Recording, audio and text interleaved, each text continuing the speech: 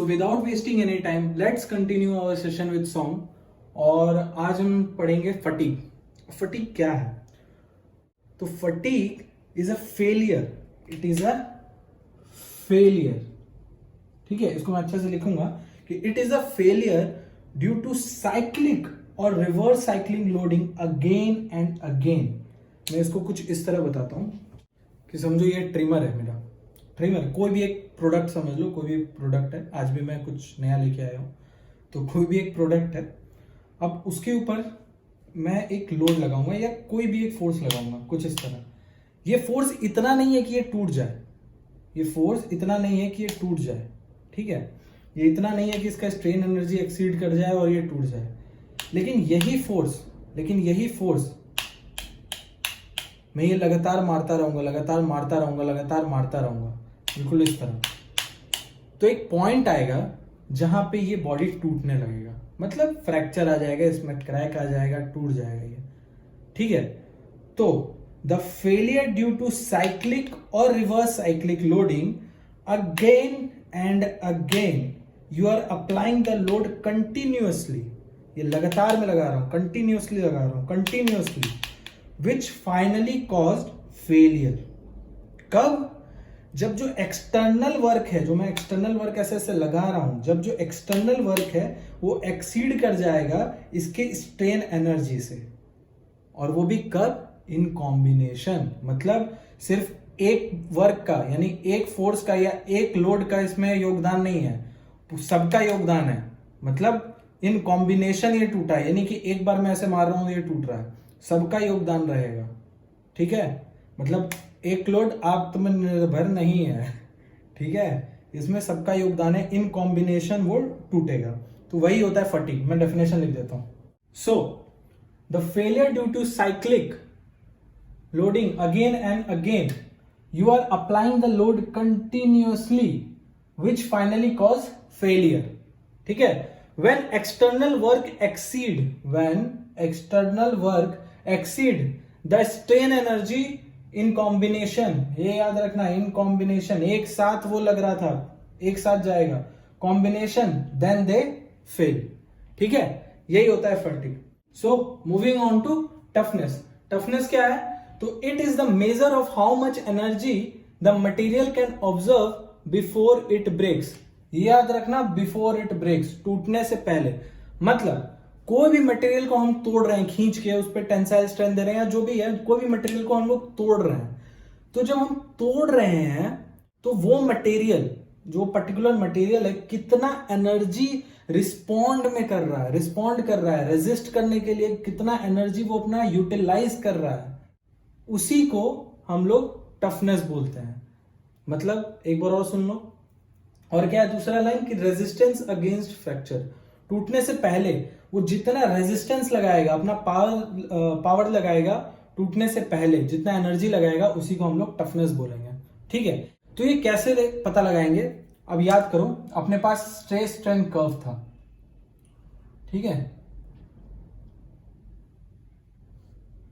कुछ ऐसा था, यहां पे इसका फ्रैक्चर पॉइंट था।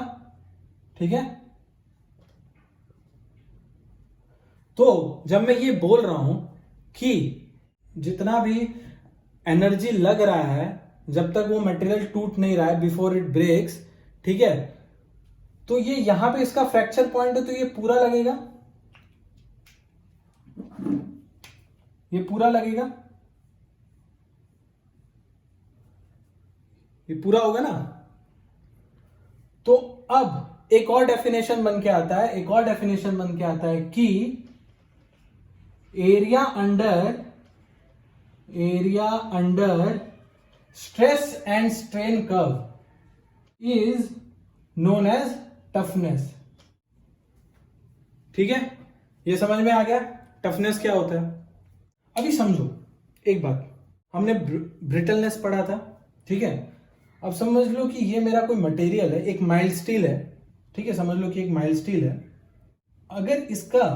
अगर इसका जो कार्बन कंटेन है इस मटेरियल का, इसका जो कार्बन कंटेन है मटेरियल का, वो ज्यादा है।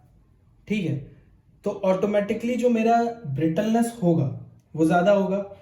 और अगर इसका ब्रिटलनेस ज्यादा होगा तो ये डक्टिलिटी कम दिखाएगा। अगर इसका ब्रिटलनेस ज्यादा हुआ तो ये डक्टिलिटी कम दिखाएगा। फिर से बोल रहा हूं, अगर इसमें कार्बन कंटेंट ज्यादा हुआ तो ये ब्रिटल हो जाएगा, और ब्रिटल हो जाएगा तो ये डक्टिलिटी कम दिखाएगा। इसका मतलब क्या कि ग्राफ में जब डक्टिलिटी कम दिखा रहा है तो ग्राफ में जो अल्टीमेट टेंसाइल स्ट्रेंथ है वो बढ़ जाएगा और टफनेस घट जाएगा। ठीक है, जहां अल्टीमेट टेंसाइल स्ट्रेंथ बढ़ गया तो टफनेस घट जाएगा। लिख देता हूं यहां पे। So if we increase carbon content in the mild steel then brittleness increase. जब हम कार्बन कंटेंट बढ़ा रहे हैं माइल्ड स्टील में तो जो ब्रिटलनेस होगा मटेरियल का वो बढ़ जाएगा। ठीक है, then it shows less ductility, ductility कम दिखाएगा and tensile and ultimate strength will increase but toughness decrease.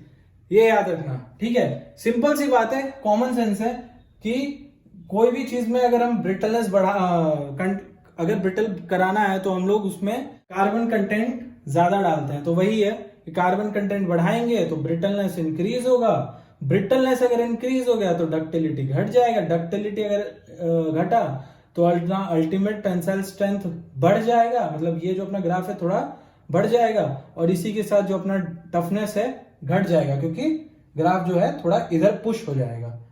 समझ में आ रहा है? बहुत बढ़िया। अगर समझ में आ रहा है तो एक बार इसको पूरा उतार लो। होप सो सब समझ में आ रहा होगा। बहुत ही बेसिक से करा रहा हूं, एक एक पॉइंट बता रहा हूं, बहुत ही बेसिक सा, और होप सो समझ में आ रहा हो। So this is Mechanical Fiesta signing off this session. Bye bye.